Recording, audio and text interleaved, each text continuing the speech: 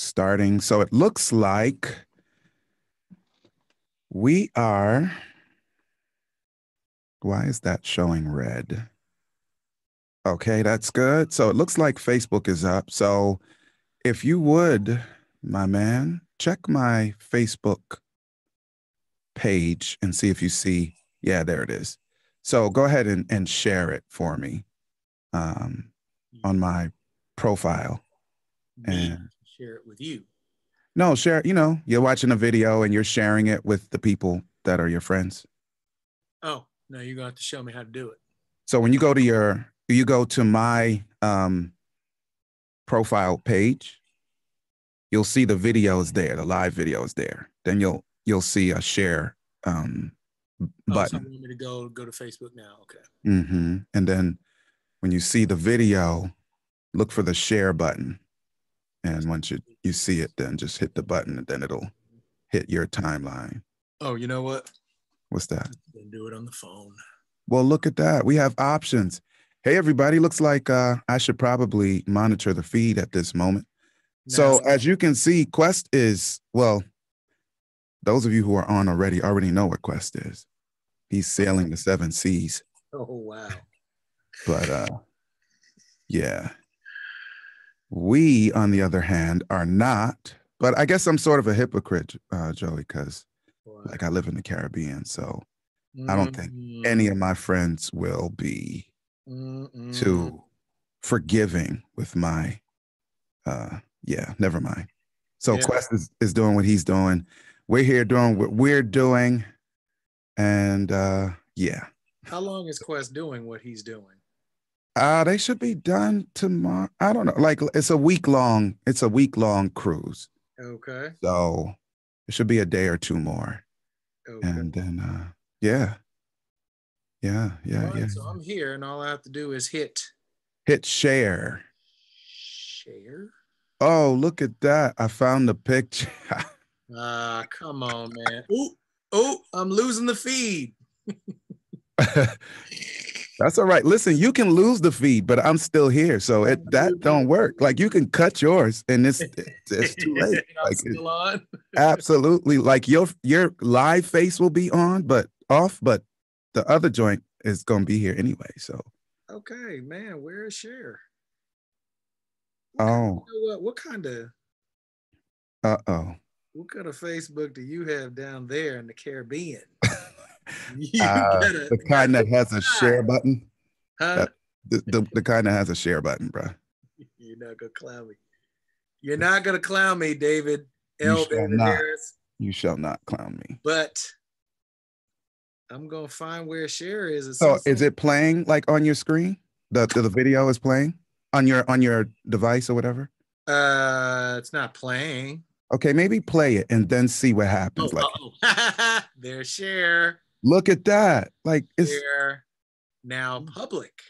Listen, man. I think we are breaking ground here. We're breaking ground. All right, I've shared. Okay. Well, I may be looking like a kung fu movie right now, but I'm gonna stop in a second. I need to make sure I pull up this here. Okay, yeah. I'm gonna pull this here up. Here up, and then I will stop all the rest of this stuff. Since I have a question. Yes. Technically, when did you shave your head? 21 years ago. 20. Was that by necessity, or you wanted to? No, it wasn't necessity at the time, but whatever happens after that just happens. Nah, it didn't. I got stuff happening. I'm like, when will the day come? Now you can't see it. Yeah. But you can take Quest's spot, because I don't know, like the programs that you have seen, and we're still here, y'all. Y'all know what it is. The programs you've seen, like the dude is like, pray for my hairline, and it's like Quest. Just let it go, bro. Just let it go, man. It's cool. Like it's all right if you let it go at the appropriate time. And I'll say the same thing to you that I say to him. What's up, y'all? You know what we do. I'm just getting my screens up. I know Big John. That's his daddy's name, John. Okay. I know who he is. I've seen his picture. And I also know Uncle Harold. So you're good. I don't remember him with hair. he was pretty much gone by this age, wasn't he? Oh, there's no question. Oh yeah, he went. Yeah, the front was all clean. So I'm hoping that Jesus will come back before this thing really spreads into a full-fledged shoe. listen, there's a dude on here named Craig.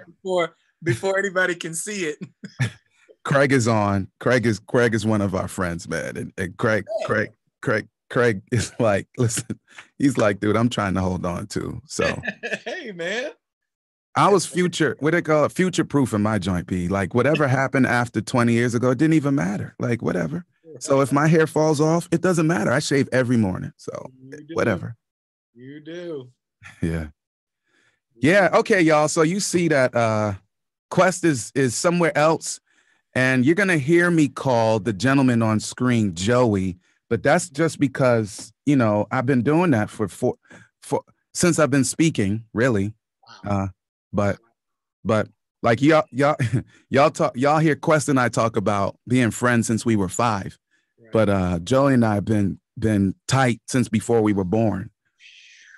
So, oh wait, they need proof. I was tight with this dude when he wasn't talking, when you were quiet. When you I was had the big eyes, you used to quiet. Look at people. Oh, you mean like this? Since you want to talk. Since you want to talk. You see the big eyes right there? Which ones? The one looking at the camera or the other ones? They're not quite as big as the other ones. Those other ones, I mean, they look like you got 360 like view right there. You could going around the corner if you wanted to. Yeah. You see what happens when you get homies together. That is just too much. Wow, look at that, man. Yeah. Man, and that's before we had gray in our beard. That's before we had beards. That's when I had look at the hairline right there. You had the saw the hairline right here, and you see this hairline. This was a half of a forehead. Wow. I got the full 8 head right now. Yeah. Well, now that we've examined that post, let's get underway here. Because a lot of times people don't know, like y'all always talking like you friends with people, and it's like because we that close. Like a lot of the people we run with, like we've known for like ever. So that's true. Buffalo. Yeah. So okay. So here's what we're gonna do, y'all. For those of you who are joining us for the very first time, we'll wait until we're on. For my man to introduce himself, and we'll get underway. So in a moment, it'll sound like we know what we're talking about, and you'll know that we're live with the program. So quiet on the set, and we're going to get underway here. Peace.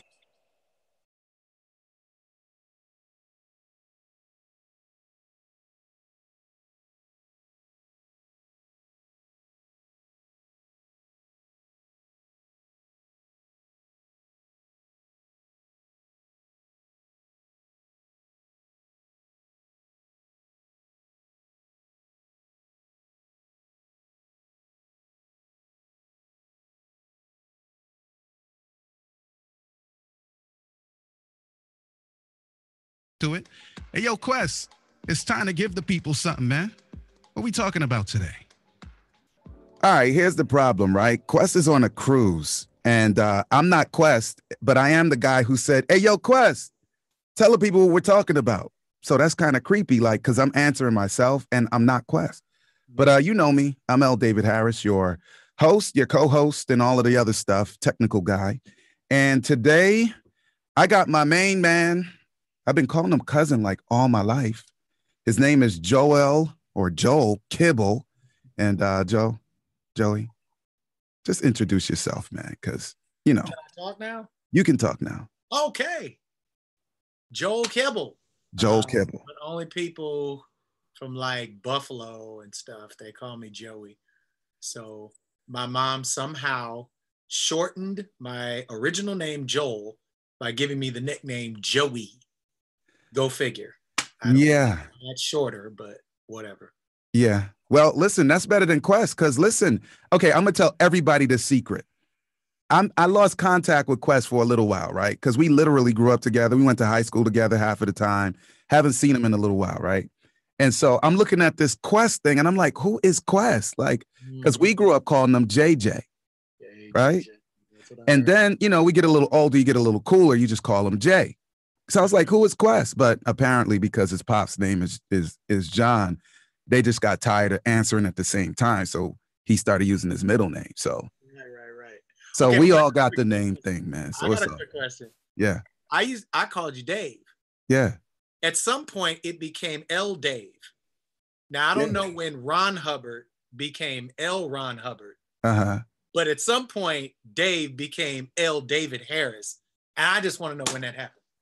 That happened when I started writing books and having a byline. Ooh. And all of that actually mattered because I couldn't trademark my name like Oprah or the president did his. Like I couldn't do that. So I just put the whole name out, just put the whole thing out. Good. L Dave. That's yeah.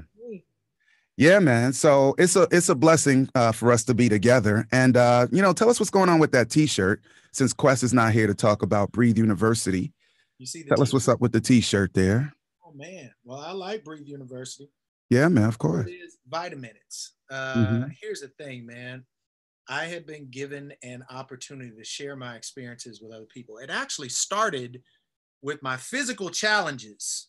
Oh, yeah. Look at that. Yeah. Started with the physical thing. So I got to the point where I was like middle age and I was like, man, I want to accomplish something. And so I started getting into triathlons. I saw pictures. Nice. And the training that I went through, as you're out there sweating, dizzy, doing your thing, you begin to realize principles. And those principles, while I'm working out, that are parallel to what it is that I'm doing at the moment. I was like, you know what? I need to share these principles with other people. And so that gave birth to Vitamins for your soul, man, to keep you healthy. So I will, in different areas of life, share what it is that I'm learning to share these vitamins with other people who, you know, it could help to improve your physical health, financial health, which is good. That's physical, that's blue. Red, that's family, that's relational health. Yellow, spiritual health. And purple, your personal health, man. So I just want to share that with people. That's good stuff, man. That's well thought out, clearly. Well, thank you, man. Yeah. Maybe I should go to A Joel Kibble now. Can I do that yet, or I just have to stay Joel? Well, no, because you have this other life where the Joel Kibble is kind of already settled in, so you can't recast yourself. You're stuck. Is L David Joel? That works for me. No, but you got like Grammy nominations behind that association. Just kind of you mess everything up. You can't do it. It's too late. Can I just say this? They don't take Grammys at Kroger. No, understood. I'm just saying the name. You talking about the name? Visa. Hear what I'm saying? But they do not take Grammys. We're talking about the name. You don't want people to be like, who? That's the problem. That's the only issue. Why? Otherwise, I mean, you can start over. I wouldn't, but you can. Like, tell me how it goes. L Dave, you win again. All right, y'all. So, yeah, we're gonna get started just in a moment, but I need to, pay a couple bills here. Today's podcast is brought to you by Audible. Get your free audiobook download and 30-day free trial at www.audibletrial.com/marriage with 180,000 titles from which to choose for your iPhone, Android, and Kindle. And today I think I will recommend, let's go with Carmen Hope Thomas's book, since we both know her, right? Carmen Hope Thomas's book, Why Marry a Man You Don't Need. You don't have to get that audiobook. You can get any one you choose, but I'm recommending that one. And we can say we gave Carmen a shout out while both of us were on. How about that? Yeah. Yes. All right, sir. So today's program is based on healing in marriage, the keys to success. And I just want to put it out there. For those of you who don't know already, you can dial in and get in the Q&A queue at 720-820-1496. That's 720-820-1496. We are 7 minutes in. Do you mind a 40-minute program today, Joey? I don't. Okay. Well, let's go with it. And so we're going to get going here. You go ahead and dial in 720-820-1496 and get into the queue. And we'll chat with you at the appropriate time. So what are we talking about, bro? Healing in marriage. Why are we even talking about this? How about this? I'll start out with this story. Okay. This last Sunday, I had to do a bike ride, getting ready for this full distance triathlon. This is my first one. It's going to be at the end of September. Mm-hmm. And I had to do some biking. I had to go out and ride for 2 hours. Okay. But since fall, my back tire had a slow leak. I just about got caught out there on the highway. Mm-hmm. I had a little change, put in enough air just to get back. It sat for the rest of the fall, the winter, and I just pulled it out again. So I knew I had to change either the inner tube or the tire, or both. Okay. Pulled up YouTube. I had my new inner tube, had my new tire, pulled it off, took everything off, and I'm following the directions. Mm-hmm. So the guy is showing me, he's walking me through how to put the inner tube in, blow it up just a little bit, sit it inside of the tire, and then you have to mount that onto your wheel. Okay. So he said, now, before you do that, when you pull off your old tire and your old inner tube, find the place of rupture and examine that. I'm like, I don't have time to examine that. I got to go out and I need to go riding. You know what I'm saying? I mean, the day is coming. It's about to get warm. I need to get on out there. But he said, no, you want to spend the time to try to figure out why your last situation blew out. Before you put on the new equipment. Well, I didn't have time for that. So as he's walking through, I just kind of skipped forward because I want to get out there and start riding again. So I skipped forward. I started putting everything on. And he said, now, if you don't do this correctly, you're going to have to do it again. I had a hard time trying to get that tire back onto the wheel. You think? So I used a little tool and I heard pop. I was like, it must have gone into place. Man, it went into place. So I'm blowing it up. I'm like, oh yeah, I got this seated. Yeah. Blowing it up and air is leaving. As I'm moving, it's leaving. I'm like, oh man, come on. So now I got to pull the thing off. Time's wasting. I look at the inner tube and I go back to the part that I skipped where he said, now, if it's this type of blowout, generally what happened is you hit a curb. If it's a snake eye type of blowout, then it probably got pinched and you blew it out that way. You need to know why it blew out. Before it is that you put on your new situation, or you're going to be in the same situation at the same time. Now, let that sink in. Let it sink in. I'm learning something. Oftentimes, I'll stay on the bike. We're so anxious to go on and get on to the next ride that nobody takes the time to figure out why it blew out the first time. So I would rather just go buy another inner tube, get another tire, throw that on, throw this away, so I can get out of that last situation, and I can go ahead and get back to where I want to be. But if there's a situation that's causing all this, you're going to blow out the next situation as well.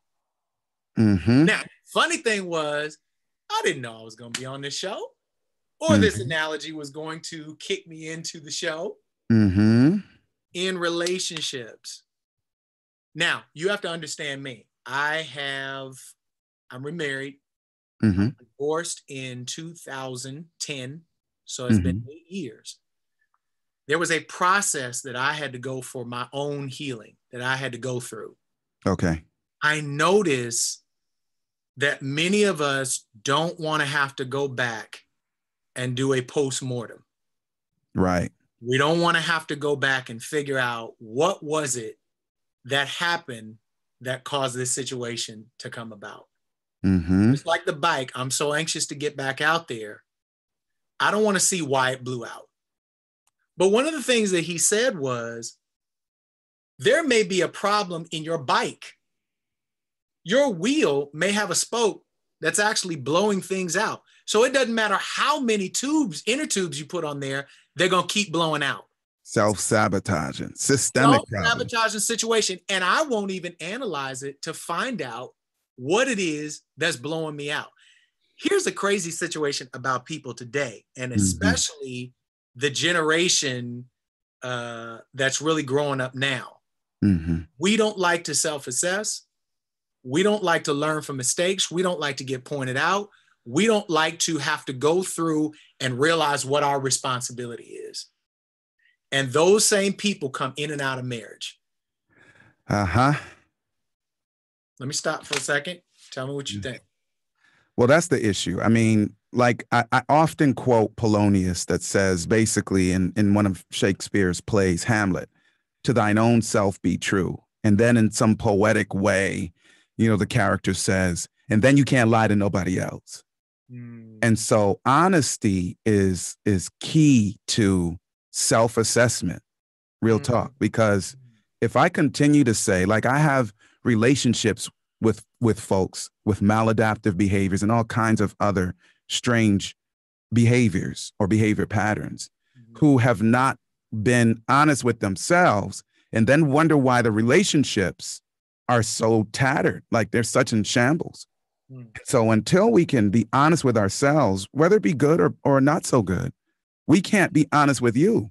So if I'm constantly sort of abusing you, Joey, in terms of our interactions, because physically I can't really do that to you, but we can have a relationship where I'm berating you on a regular basis, or maybe I'm envious of you, or maybe I'm bringing up old stuff that's not positive or whatever.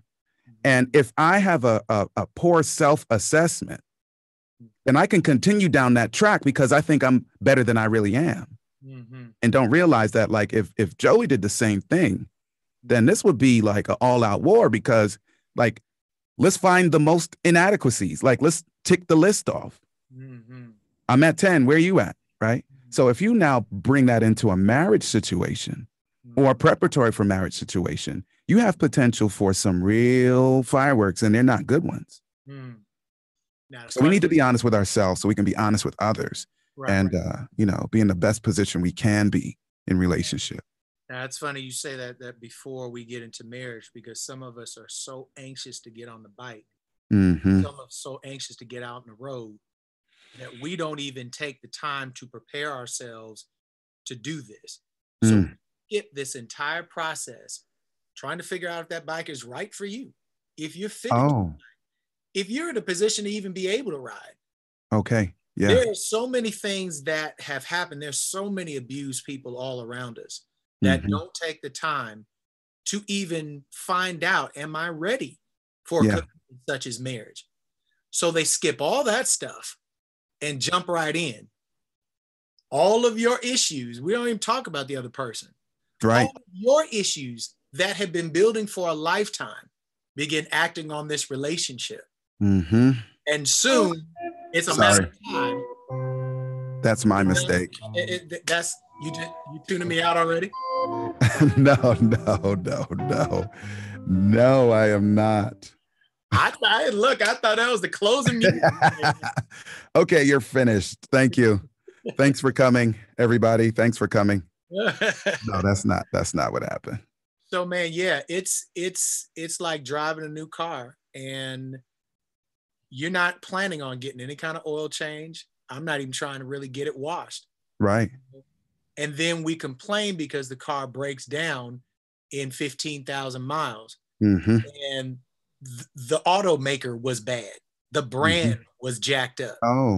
You know, I just need another car. You need to fix this. Right. But did you get any kind of oil change? Did you take care of it? Did you do? That's not my thing. I was supposed to get in the car was supposed to run. And we go from car to car to car, bike to bike to bike, relationship to relationship to relationship, not realizing that the issue can very well, and often is very well, resident with us. Yes. So the buck really starts and stops with us, whether it be because we're responsible in the sense of we've done or neglected to do something, or you know, when there are issues and two persons are involved, then it's incumbent upon both parties to work together to try to resolve them. So either way, the responsibility is with both of us. I mean, no matter how you cut it. Yeah. So why do we even need healing, really? Now, that's actually a great question. Yeah. I'm going to go back again to my own training. Okay. Because there are some people who are in this game who will, with wrong form, they will get on the treadmill or they'll get out there on the road and they will injure themselves. And for the sake of getting back out there and they don't want to stop, they get out and run on that injury rather than pay attention to their bodies and how to heal that situation. If your form is wrong and involves an injury, if you keep running with that same form, you're going to injure yourself again. Okay. And perhaps next time, it's going to be more devastating. So the one thing they'll do is they will stop you and say, now let us assess. We've got, again, a whole generation who don't like to assess. They don't like to be asked the hard questions. They don't like to be held accountable. There are a lot of, we call them millennials. There are a lot of them.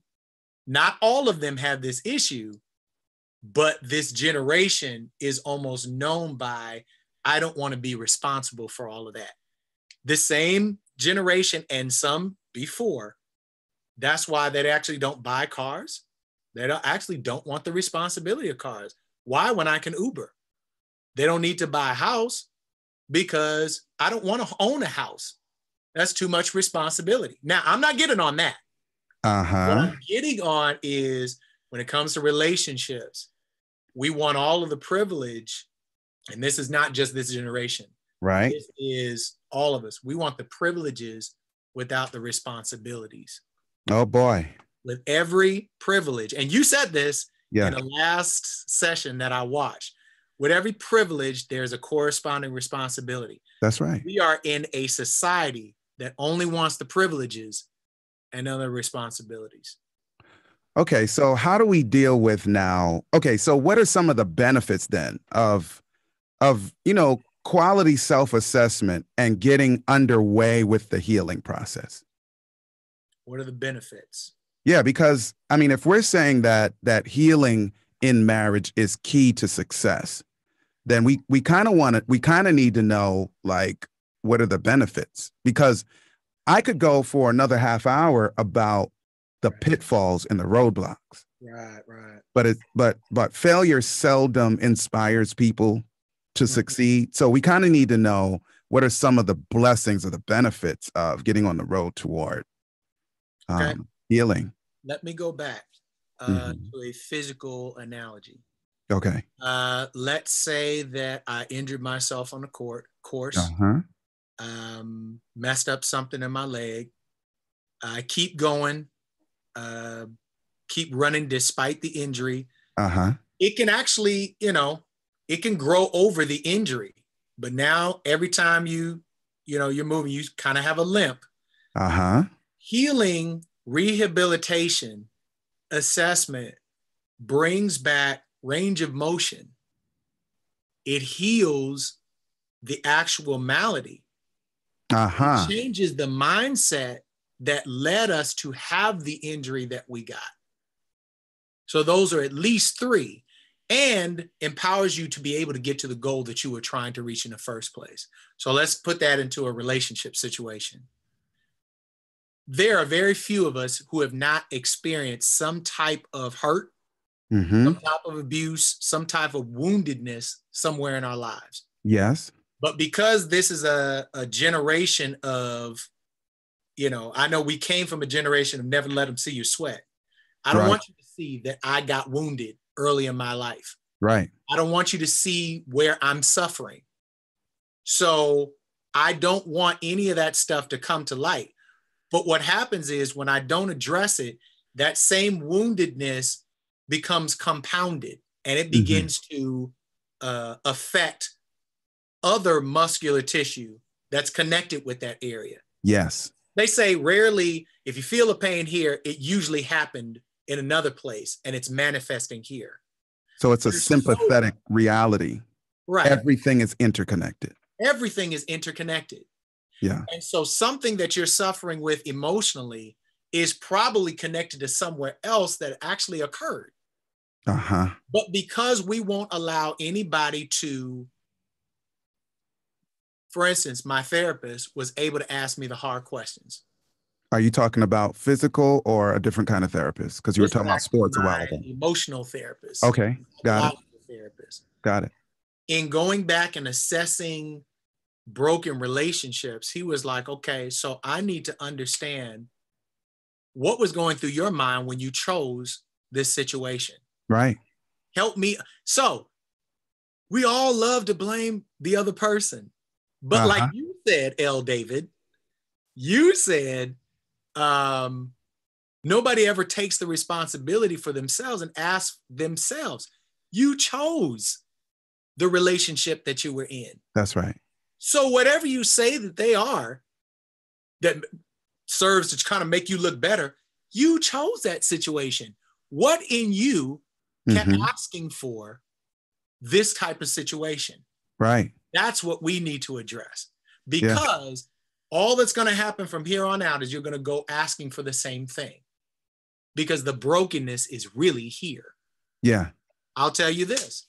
My parents were divorced. My brother and sister were divorced. My whole family has gone through this brokenness of relationship. Yeah. I grew up with this type of epicenter. So when I approached relationships, it was from this background. Right. Of brokenness. So one of the questions he was asking me was, what do you think you did to bring about this situation that we're trying to heal from? And at first I couldn't answer him. Right. But then after some real heart searching, it started to come to mind. You know what? I've always had a savior complex. I've always felt like I can save somebody else. I've always had this need to be needed. Yes. So I find situations that need me so that I can have some kind of validation. Right. When the situations that you're in, they may not be healthy at all. Right. But I have to be needed. So I have to find myself in a situation that needs me. Right. Not realizing you can't save anybody. You can't change anybody. Once I started realizing this, it was like, oh man, okay, now I understand what I do to contribute to the dysfunctional situations that I have. So, all right. In answer to your question, in looking, it's just like going back to the tire, in looking at what happened, the blowout, what happened to cause the blowout? All right, push pause right there. Don't forget what happened to cause the blowout.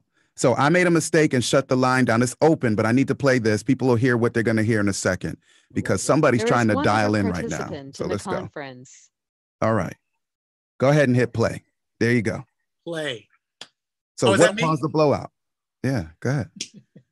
So the blowout was caused, this situation, because I installed the tire wrong. You installed the tire wrong. I installed the inner tube the wrong way. And because of it, it got pinched and it blew out. Let me add a layer, because you told us the story. You actually ignored counsel.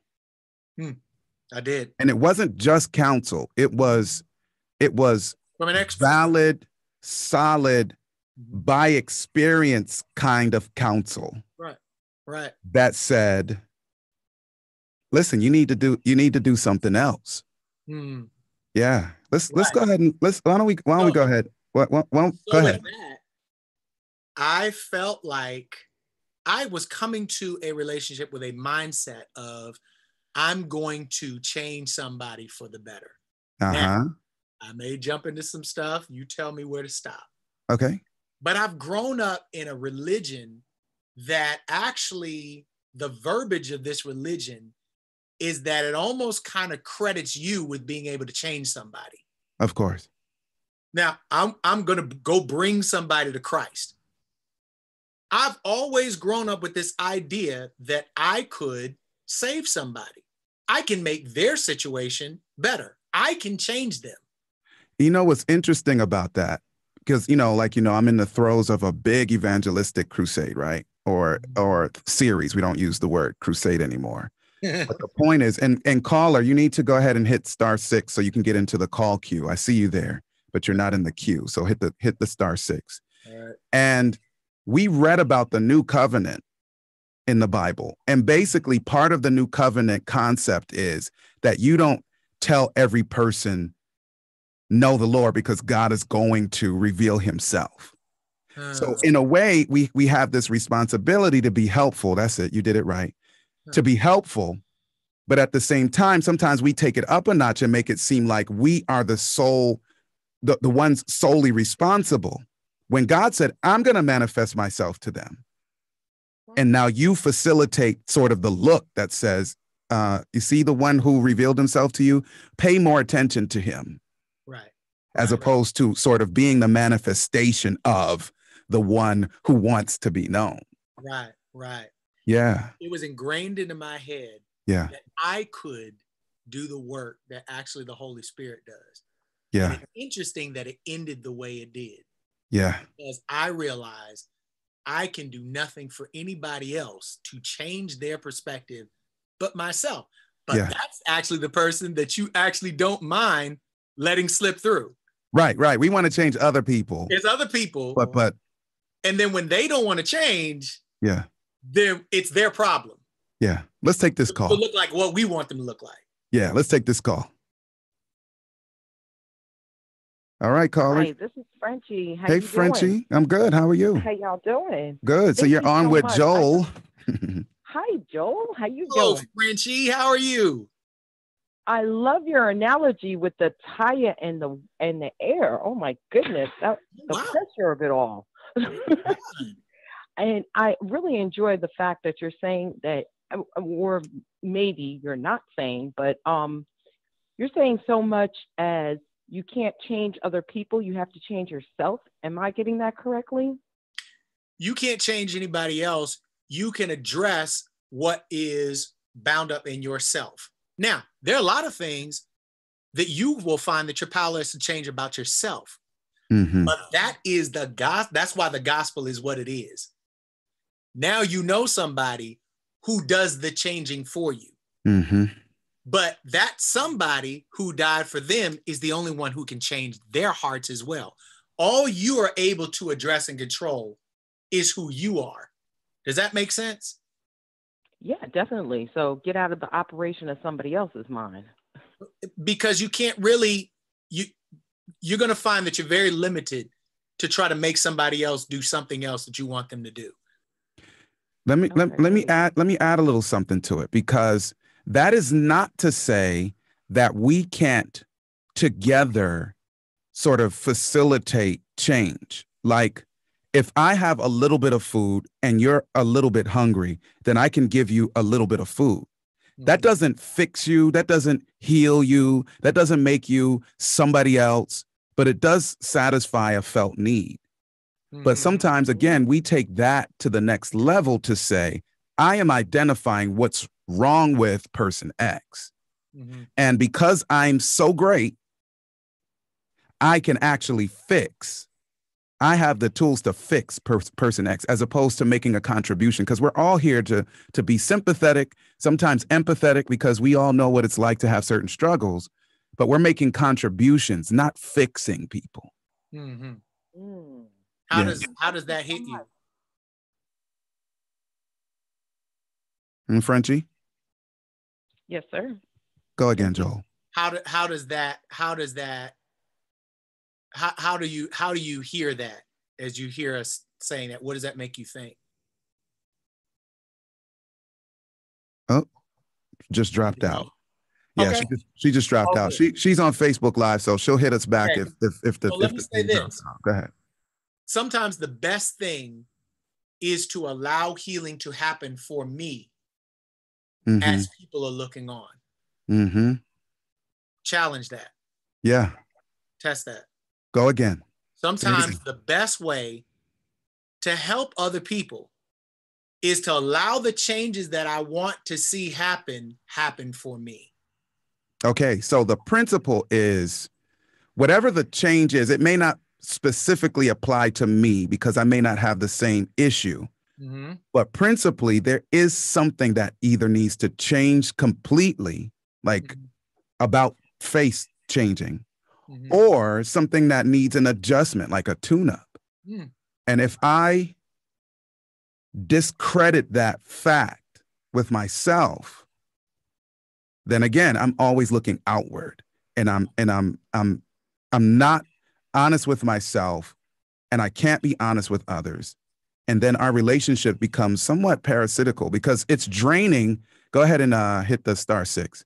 It's draining for people when I am constantly driving forward and saying, you need to be fixed, and I'm the one to fix it. As much as it is draining for persons to hear, that you need every little thing from them. Mm-hmm. You have your emotional self wrapped up in them. You have your financial self wrapped up in them. Your social self wrapped up. Why didn't you call me back, Joey? I texted you 5 times today. Why didn't you?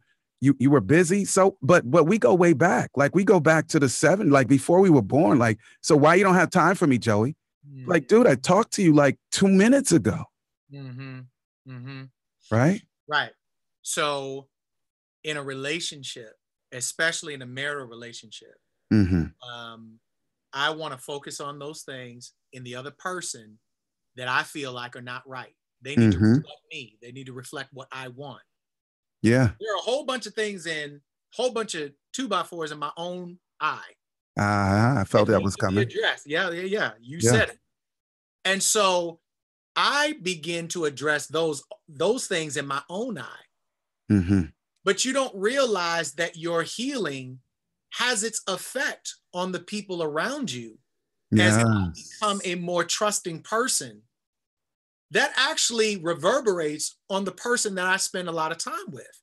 Mm-hmm. And it's weird the way that thing happens. I don't have patience. Mm-hmm. And I'm like, God, you got to work with me. Yes. But somehow, as I let him work with me, somehow he works through me to other people. And he does the work on the other people. Yeah. So that it ceases to be my issue to have to change you and make you look like what I want you to look like. Right. Does that make any sense? Yeah. So Frenchie's back on. It absolutely makes sense. Yes, I'm back. I'm so sorry. Yes. Right. And I like that. So basically we're man. We can't change somebody else. But like David was saying, if somebody needs a little food and you give it to them, you may not satisfy their hunger, but you actually, give them a little bit. And I like that. I'm single. I'm not married, but, as David knows and everybody knows, I'm preparing for marriage. So I need to prepare. And that's why I'm on these calls. That's why I'm constantly, talking to David, talking to Quest, talking to anybody to help me. Well, not anybody, right. Some people who actually know what they're doing to help me be a wife. Yes, it starts out as, friend, girlfriend, and then after, fiance and then wife. But if I don't know what I'm doing to begin with, it's not going to work out. So these calls are phenomenal. And I really appreciate the information that you're giving out because I don't know what I would do if I didn't have you guys. And that's a blessing. And for context, Joey, Frenchie's grown. So she's not like a fledgling youth who's trying to find herself. So that adds another layer of context when, with what we're talking about here. All right, good. Definitely. At my, ripe age of, I'm not going to tell you. Right. It's like, some women at my age feel as though I'm over 30, over 40, and under 50. But narrow it down. Kind of say, they throw their hands up. Oh, I'm not going to get married. I definitely believe there's somebody out there for me, and he's going to find me, as the book says. Yeah. I'm not going to go find him. But the thing is, I have to be prepared as well. Does that make sense? Of course. Of course. This is all the preparation, and I so appreciate y'all. Yeah, absolutely. One thing that comes to mind is, and I've heard Eric Thomas say this, I've heard Quest say this, you become the person that you're looking to happen to you. Yeah.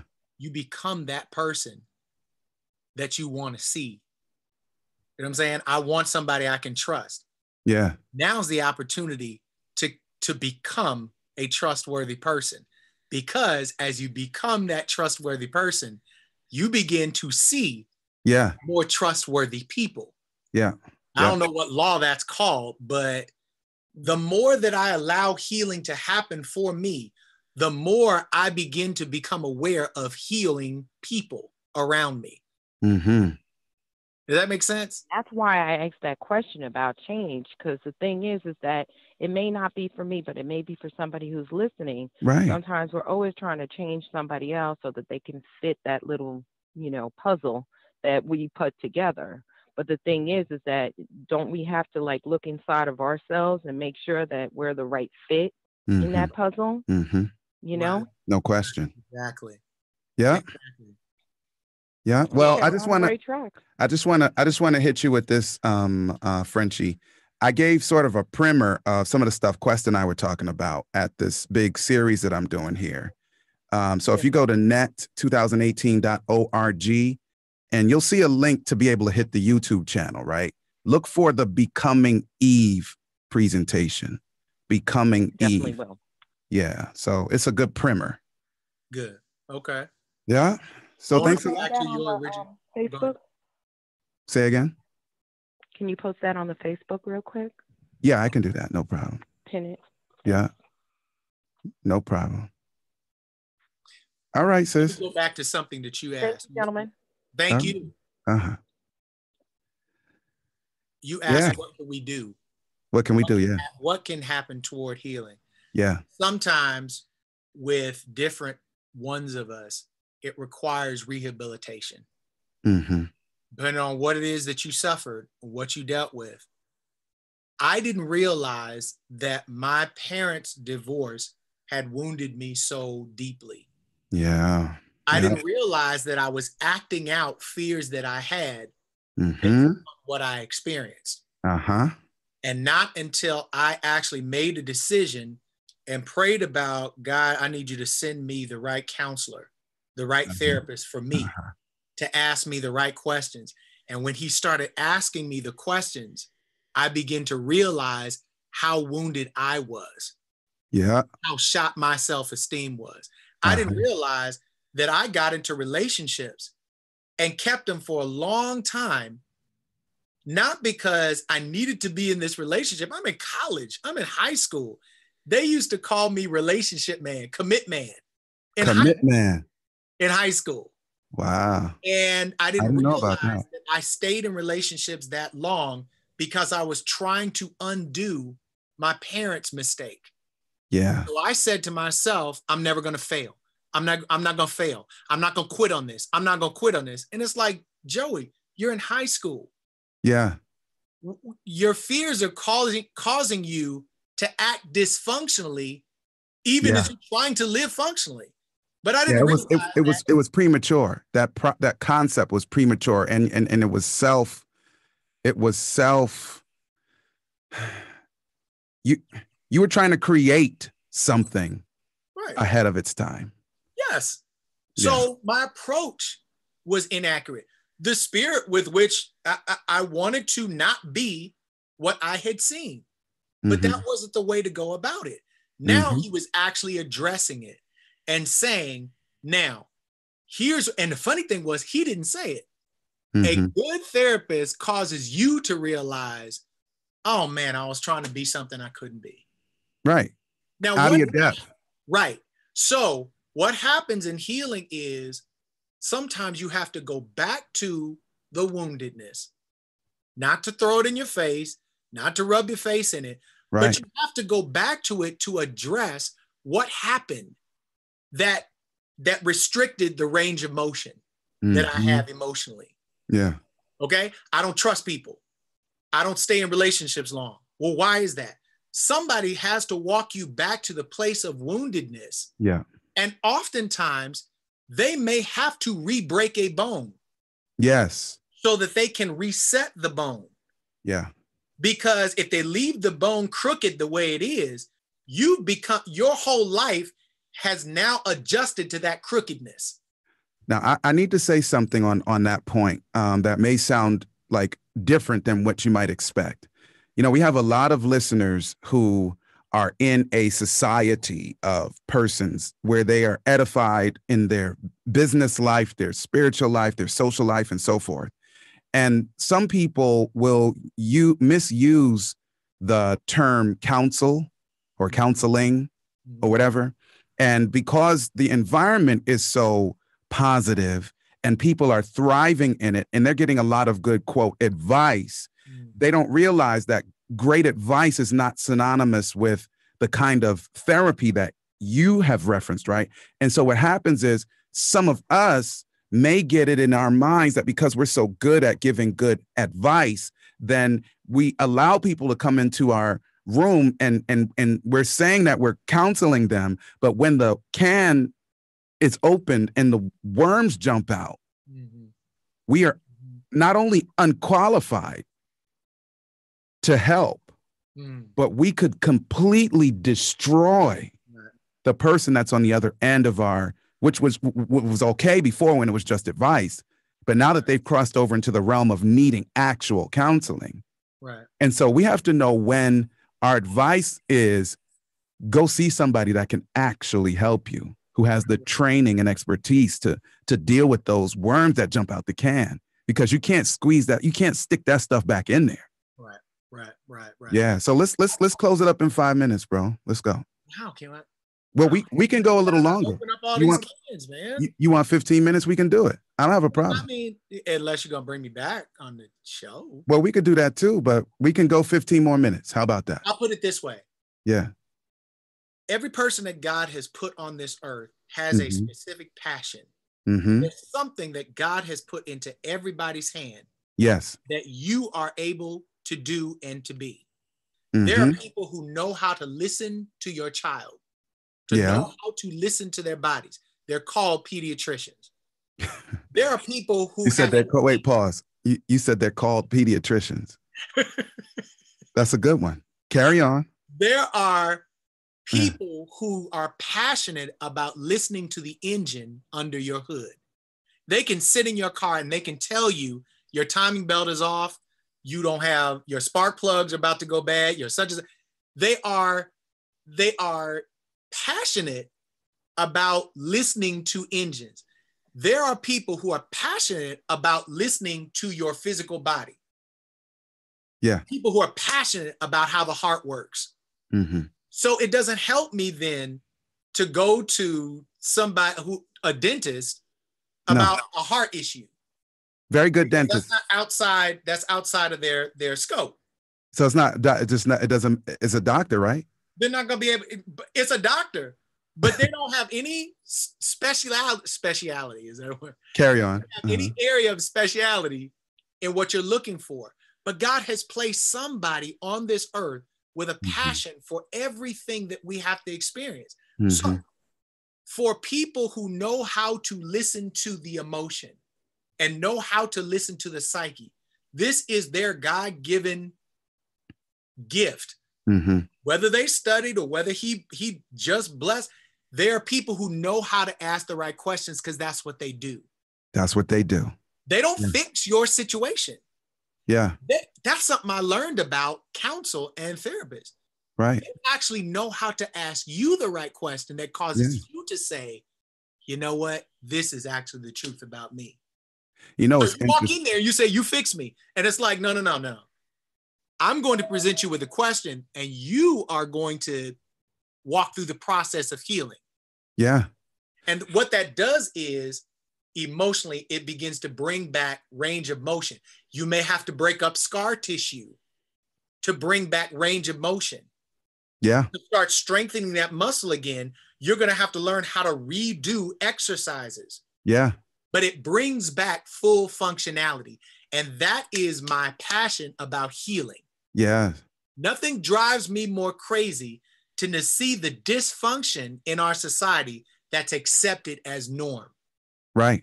When each one of us could be moving toward healing toward full functionality. That's what my passion is. You know, it's interesting. I have a background in behavior modification and management, right?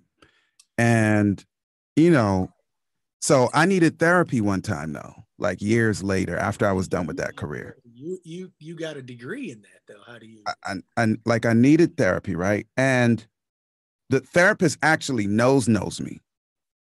And the first thing the therapist said once I started to kind of talk out the issue, do not try to fix the other person.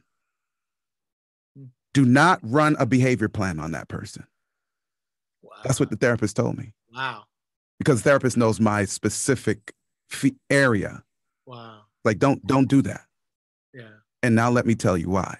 And so this is why when we go to other people for help, it's like okay, so there's a story about a guy, right? The guy was doing a cleanse, right? And so the guy, for some reason, picked up a bladder infection, right? Goes to the urologist. Urologist says, what's going on? Guy who needs help says, well, I think this is wrong with me. Well, what makes you think this is wrong with you? Well, because I was doing thus and such to my body. And then tries to sort of explain his way out of it. And the urologist is like, but you're in my examination room. Like, right? So, like, are you here to get help? Or are you here to, like, what's your purpose? What's wrong with you? Yeah, because I'm a urologist and you said your bladder is not feeling right. And so I took the counsel from the therapist and, you know, thank you. I'm better for it. But dude, it's a struggle when we're going through things, when we have the intellect, sometimes the expertise, sometimes the experience, that we're at a third party, we could deal with it.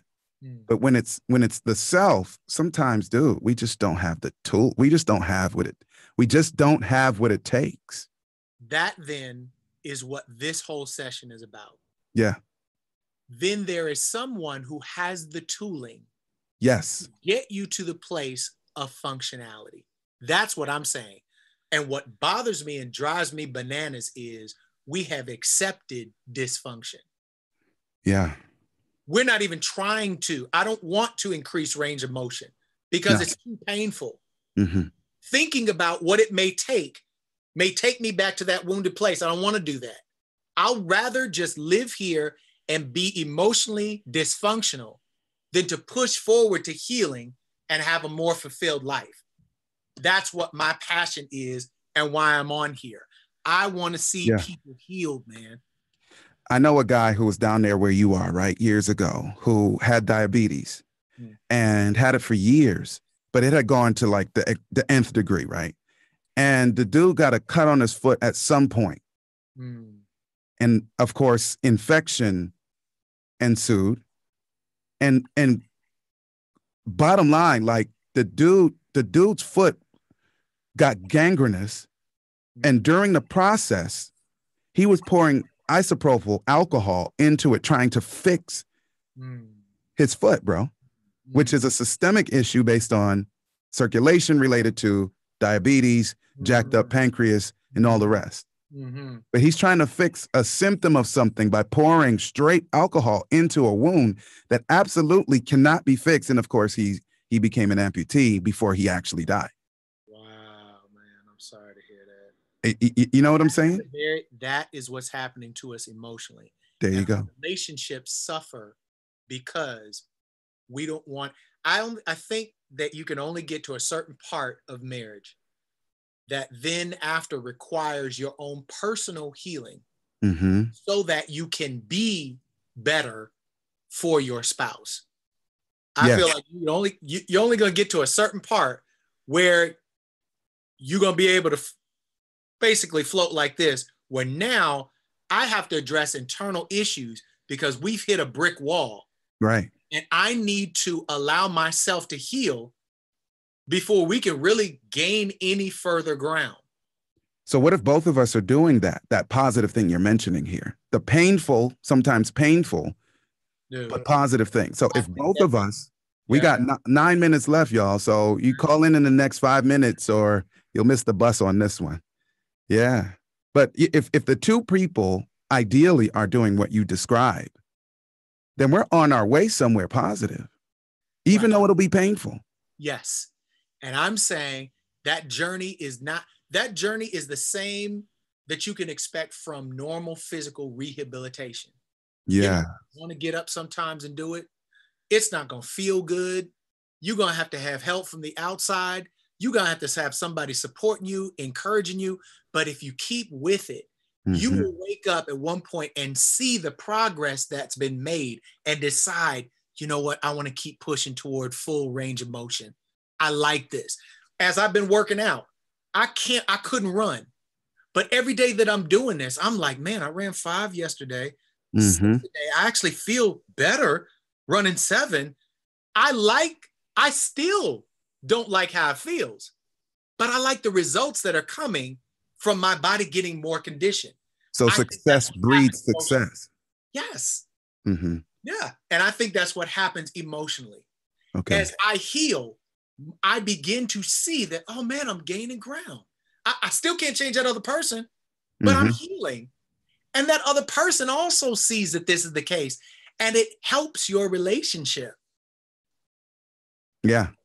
And Lisa, one of my homegirls I went to school with in New York, she said, what if you're not even at the point to admit that there is a problem? Well, I don't care what kind of therapy environment, if it's a psychiatrist, psychologist, behavior specialist, psychotherapist, or person who facilitates the 12 steps program, Lisa, the first step is admitting that I have a problem and that I'm powerless against it. Right. So there's really nothing that can be done, frankly, earthly. But if you're a praying person, then asking the Lord to help bring awareness to the person is key, because a person like that cannot be helped, unfortunately. And if it's me, it's even, doubly more a problem. Now I'm going to take it a step further. There actually is something that the Most High does on behalf of people like that. Oh yeah, he does. He definitely allows you to experience the fruit of dysfunctionality. You called it fruit. So that sounded positive. Tell me what you really mean. Really? Yeah. So that you come to a point of realizing, you know what? I don't like this and I can't take it anymore. And I become so uncomfortable with my dysfunctionality, or my dysfunction, that I'm ready to do something that'll help me. So even for those people, there are still wonderful things that can be done on their behalf. Right. But again, that requires now some supernatural intervention. And so that's where we have to put it, because, with the few minutes we have left, if I start talking, then that'll turn into. Okay. But if you're a praying person and you see that somebody perhaps is like that, then you got to talk to God about it, because he's the only one that can break through. And even still, people have the opportunity, the right to make a decision one way or the other. Yeah. But impasse is a bear, Sometimes God, like Romans 1, the ending verses around verse 18 to 32 says that basically when people didn't worship God like he deserved, and they started to replace him and started to do all kind of evil stuff, some of the stuff brought physical consequences to themselves. And he said, and it says that he allowed them to receive the recompense in their flesh, which was due them. So sometimes we have to bump our head into the wall. And that's not a merciless move. No. Now I'm realizing at my age, even that is a move of mercy. Yeah. Because as Israel became slaves to other nations, one of the greatest realizations they could come to is, man, I don't like this. Yeah. So he'll take them back though. So what caused the wound? Yeah. I started worshiping other gods. Yeah. Okay. Now I see how I'm back here. Even that move, hitting the wall, is a move of mercy. Definitely. Because God could allow you to go headlong until you're destroyed. Right. So allowing us to have sort of, and I did a piece the other night called the interruption that ends corruption, on that point, where I'm moving full bore in the wrong direction, and God is merciful enough to sometimes bang them. Yeah. collide with me. Yeah. So that I have to, whoa, just take a little bit of notice here. Right. And hopefully the goal is that it'll arrest me enough for me to say, all right, I yield. Right. What's next, God, please? Because I don't like what just happened. And that's where the hope is. Even for people like that, that's where the hope is. Yeah. Hey, look, it happened to me. Yeah. Yeah. And you know what, man? I missed, it's interesting, man. Like I saw you well, actually, my mom saw you, and I knew because I think I either talked to you or somebody else on the phone when y'all there was a get together, right? So your life was apparently to me one way that day, and then I missed something, and then I'm like, well, wait, what did I miss? We talked about it, a couple of years later, but I was like, what did I miss? Like, what did I miss? Yeah, dude. But dude, like, bless you, man. Like, God is kind enough that when we run into struggles that are way bigger than we are, that he's able to help us all, man. Every party that's involved too, because he loves everybody who's involved. That's right. Yeah, man. Yeah. So, all right. So give us 60 seconds, man.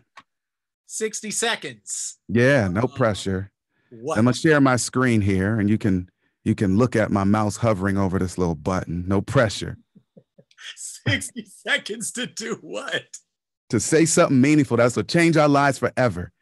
Change our lives forever. No pressure. Carry on. Let me try to say something that I had said in the last whole 45 minutes. All you have is 60 seconds to change up. No, I'm just playing. God. Yeah. His purpose is for us to be healed. Yes. Not for us to stay in the dysfunction that we are. That's why Jesus died. So that we heal. He wants healing. He's the healer.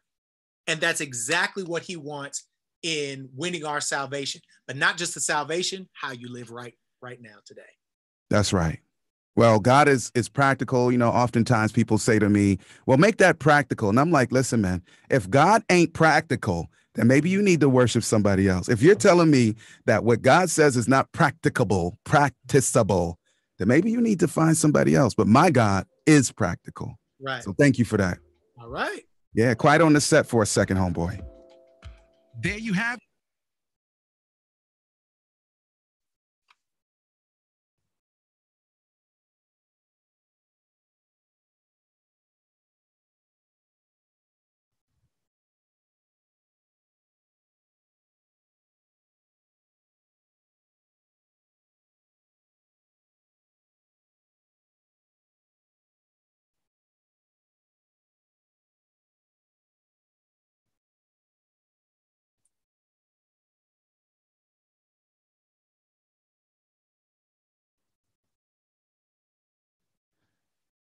All right, bro. So we're still live on Facebook and YouTube, but the audio is done. And what Quest and I always do is go through the feed. I don't know that you'll, probably want to do all that, but if you do, if you see somebody, you go scrolling through the comments, or you see somebody that you're familiar with, you can shout them out. But otherwise, I'm gonna, give a couple shout outs here and then let the people go on the camera too, bro. Did we do 59 minutes? Was that right? Yeah, 59 minutes, 56 seconds. Oh my goodness. Yeah, man. You cut it a couple of seconds shorter than. Just a couple seconds. It's not because I'm long-winded, is it? I'm not getting into the Kibble thing, man. Oh, he called it the Kibble thing. It's the Kibble thing, man. He condemned my family. I didn't condemn your family. You took that as a condemnation. I think we both need therapy. Long-winded. Now I'm long-winded. Oh, no. It's in your blood, man. Nah. Yeah, it was good, though. It was, for us, it was necessary because we were talking about some heavy-duty stuff, man. Heavy-duty stuff. I know this being the first time that I was on, I know there's a lot of stuff to hit. So I know I was trying to stay focused. But nah, we're good. Nah, we're good, y'all. Everybody in the feed was like, let's go. So it's not that we could have cut it short if we wanted to. It wasn't like we couldn't do it, but it was important enough for us to keep going. So yeah. Yeah. So, all right. So I'm going to give a couple shout outs here. I see Craig, Isaiah, and Nicole Davis. We call her Foundation, Joey, because she's one of the one of the first people, and she's always on. Oh, wow. Like Nicole is always on, man. So Supported to the end. oh yeah, we call her Foundation Africa. Desiree. Okay. Let's see. Gary Nelson. And like there's a whole long list. Rambo, big up yourself. And then of course my man Kiwami, we call him Sabbath Child. His daddy named him Kiwami. Didn't probably understand that his name was Kwame. And when Kwame got baptized, he understood when we talked about it that he was named after the Sabbath in the Akan language. His dad is a was a Rastafarian who's now a Christian. And so Kiwami really took that thing to heart and was like, I am Sabbath Child. Like he just, man. Yeah, man. Good. Yeah, man. Vivette Dukes. Hey, Vivette. How are you? And Desiree, we said Desiree. Frenchie came on and blessed us. Yeah. Frank Sagasta, what up? And the list is long, man. Like today is one of those long days, man. So I'm going to save my voice because I've been having some voice issues and I still have a few days to preach. Been jacking my voice up because of allergies. But everybody whose name I didn't mention is only because, you know, I'm overexerted now. So, you know, I just want to thank my man, Joel. He has God's name in his name. Joey. And yeah. All right, y'all. So we'll catch y'all on the rebound. And Quest and I are going to be in Maryland, Lord spares life, doing a marriage retreat. Well, participating in a marriage retreat. We're doing 2 sessions together. And you can go to fullcircleministries.com and see if there's still room for you. That's fullcircleministries.com. See if there's some room in there for you. And we're going to get on that stage together. Haven't seen the dude, Joey, since we were 15. Yeah, and I'm 2 years younger than you. Not even a full 2 years younger than you. Wow. Yeah, so it's been a minute, but that's my man, 50 grand. So we gonna jump off the top rope together, man. All right, man. All right. Hey, so don't hang up. Man. Don't hang up, Joe. All right. All right. Peace, y'all.